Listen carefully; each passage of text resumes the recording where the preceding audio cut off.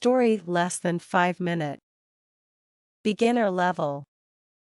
Once upon a time, there was a little boy named Jack.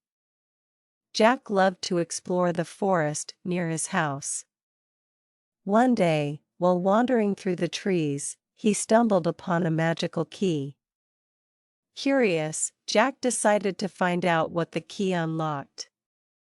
He searched high and low until he discovered a small, hidden door. With excitement, Jack used the key and opened the door.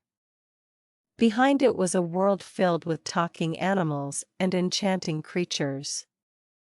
From that day on, Jack and his new animal friends went on countless adventures together, exploring the magical realm beyond the little door. Thank you for watching. Happy learning!